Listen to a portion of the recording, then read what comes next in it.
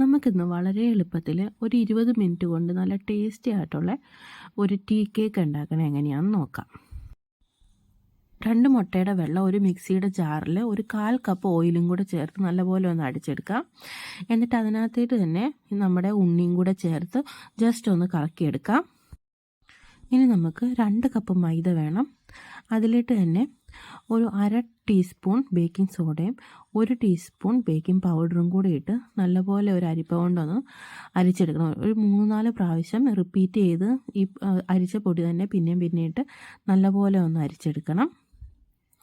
എന്നിട്ട് 1 കപ്പ് പഞ്ചസാര അത് നമുക്കൊന്ന് പൊടിച്ചെടുക്കാം നല്ലപോലെ. എന്നിട്ട് ഈ മാവിലേക്ക് ചേർത്ത് ഒന്ന് ഇളക്കി കൊടുക്കാം. എന്നിട്ട് അടിച്ചു വെച്ചിരിക്കുന്ന മുട്ടയും കൂടി ഈ മാവിലേക്കിട്ട് കൊടുക്കാം. എന്നിട്ട് 1 ടീസ്പൂൺ വാനില എസൻസ് ഒരു ഫ്ലേവറിന് ചേർത്ത് കൊടുക്കാം.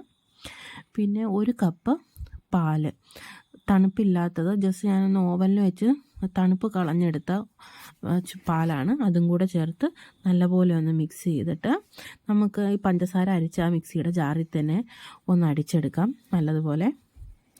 എന്നിട്ട് ഒരു ട്രേയിൽ ഞാനിവിടെ ഫോയിൽ പേപ്പറാണ് സെറ്റ് ചെയ്തിരിക്കുന്നത്. അതിനകത്തായിട്ട് ബട്ടർ ഒന്ന് പുരട്ടി കൊടുത്തിട്ട് നമുക്ക് ഈ അരിപ്പയിൽ കൂടെ തന്നെ ഈ മിക്സിയിൽ അടിച്ചെടുത്ത ബാറ്റർ നമുക്കൊരു അരിപ്പയിൽ കൂടെ ഈ ട്രേയിലേക്ക് ഒഴിച്ചു കൊടുക്കാം. ഇങ്ങനെ പരന്നൊരു ട്രേ എടുക്കുന്നതായിരിക്കും നമുക്ക് എളുപ്പം കേക്ക് റെഡിയാകാൻ വേണ്ടി നല്ലത്. കുഴിഞ്ഞുള്ള ട്രേ എടുത്താൽ ബേക്ക് ചെയ്യാൻ ഒരുപാട് സമയമെടുക്കും. ഇങ്ങനെ പരന്ന ട്രേ ആകുമ്പോൾ പെട്ടെന്ന് തന്നെ നമുക്ക് 20 മിനിറ്റിനുള്ളിൽ നമുക്കെല്ലാം നടക്കും. ഇപ്പം ഞാനിവിടെ ബാറ്റർ റെഡിയാക്കുന്ന സമയം കൊണ്ട് ഞാൻ ഓവൻ ഒരു 200 ഡിഗ്രിയിൽ പ്രീ ഹീറ്റ് ചെയ്യാൻ വെച്ചിട്ടുണ്ടായിരുന്നു. ഇനി നമുക്ക് ഈ ബാറ്റർ അതിനകത്തിട്ട് വെച്ച് കൊടുക്കാം. നമുക്കിനൊരു 20 മിനിറ്റ് കഴിയുമ്പോഴത്തേക്കും നോക്കാം. ഇപ്പോൾ കേക്ക് നല്ലപോലെ സെറ്റായിട്ടുണ്ട്, നല്ലപോലെ വിട്ട് വരുന്നുണ്ട്.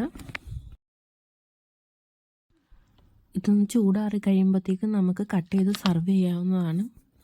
പക്ഷേ ഇവിടെ ബേക്ക് ചെയ്തപ്പോഴത്തേക്കും തന്നെ നല്ല മണം വന്നപ്പോൾ കുട്ടികളെല്ലാം ഓടി കൂടിയിട്ടുണ്ട്. അതുകൊണ്ട് ഞാൻ ചൂടോടുകൂടി തന്നെ ഞാനിത് കട്ട് ചെയ്ത് എല്ലാവർക്കും കൊടുക്കുവാണ്. ഇപ്പം മൈദ കഴിക്കാത്തവരാണെങ്കിൽ നമുക്ക് ഗോതമ്പ് പൊടി വെച്ചോ റാഗി വെച്ചിട്ടൊക്കെ ഇതേപോലെ തന്നെ ട്രൈ ചെയ്യാവുന്നതാണ്.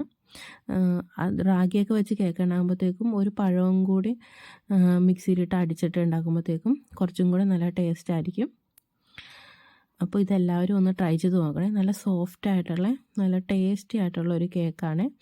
ഈവനിങ്ങിൽ ചായയുടെയൊക്കെ കൂടെ കഴിക്കാൻ പറ്റിയ നല്ലൊരു കോമ്പിനേഷനാണ്. ഇവിടെ എല്ലാവർക്കും ഇഷ്ടമായൊരു കേക്കാട്ടോ.